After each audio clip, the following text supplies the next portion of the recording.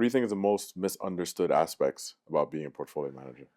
Um, I think it's not all that glamorous by any means. A lot of Right. times, like you're doing a lot of it's just a lot of work. Yeah. You're looking at risk allocations. You're constantly updating it. You're constantly updating strategy.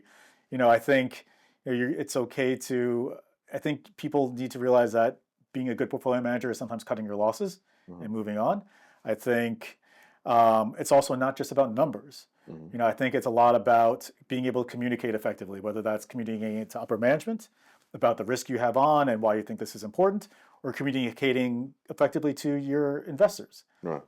Whether that's the head of your firm and it's like a family office and they have all the capital, or a big hedge fund and you're pitching to one of the big the big names in the space, Right. or literally going out there and talking to XYZ pension or Right. endowment. I think being able to communicate in plain English is a lost art in a lot of ways in Right. the industry, and I think that's actually quite important as a soft skill Right. for portfolio management. But also, you have to manage your team. Hmm. You have to make sure that the people feel acknowledged.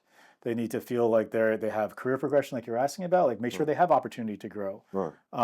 Shouldn't be threatened by people moving up the ranks, and you should be happy that you have an Right. employee who can step Exactly. into your shoes if you left. Exactly. Like that's the kind of people you want, and you have Yeah. to be able to build people up to that. Right. So it's not just about the numbers.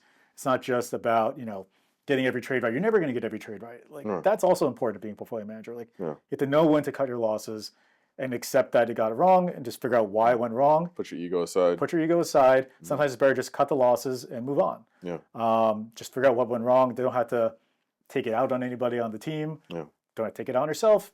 Just figure out where it went wrong. Don't do it again. Move on. Move on.